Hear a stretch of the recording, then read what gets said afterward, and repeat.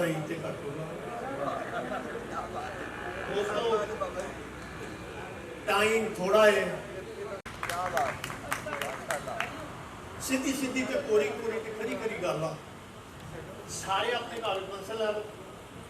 पहला लिखो शिंगरफ 1 तोला।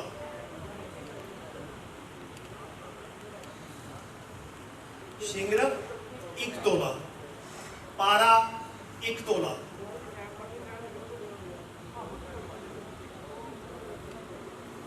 दार चिकना अद्धा तोला, रशकपूर अद्धा तोला। चीज़ां हो गई 4।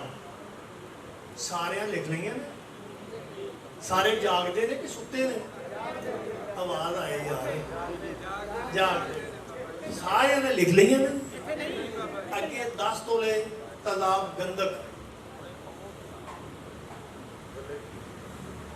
1 नंबर। मैं दोबारा बोलने लगा हूं,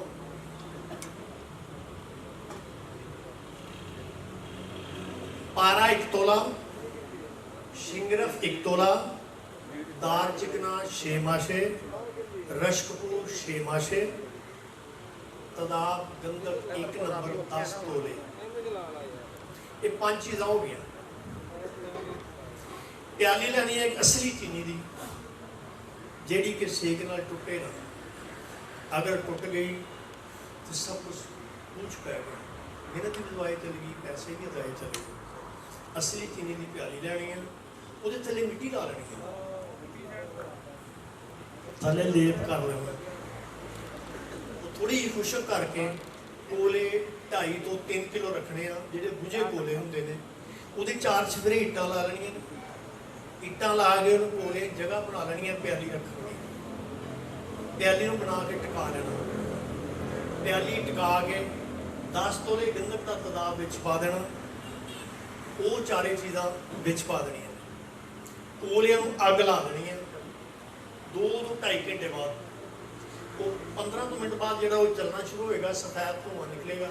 कितने गुआढ़ियां नूं करके ना ला दो, उन्होंने मच्छर मारते मारते कोई न्याणा मार दो। हाँ हाँ, वो धूं नाल आदमी मर जाएगा ना। जहरा ने 4, 1 नहीं 4। उन्होंने धुएं तो आप भी बचना, अपने आप गुआढ़ भी बचाना। फिर वो की होएगा, धुआं निकलना बंद हो जाएगा। जिससे धुआं निकलना बंद हो गया, एड्डी की तार लैनी है जी सैकलों में झुनी तार जी सैकल के बीच, उन्होंने कोई चौड़ी करके उन्होंने करे देना।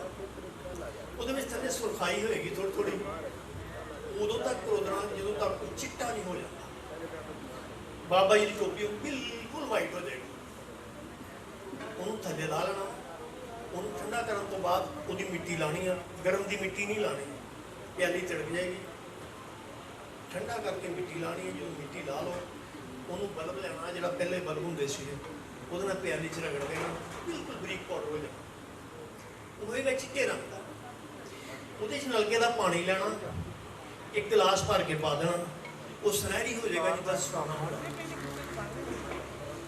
पहला वाइट रंग से जो गुसल दिता वो सुनहरी हो जाएगा।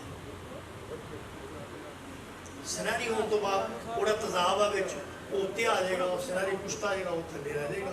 उन्होंने उत्तों रोड़ देना थोड़ा करके, उन्होंने रोड़ के दोबारा फिर पानी पाना। हत्तल वसा के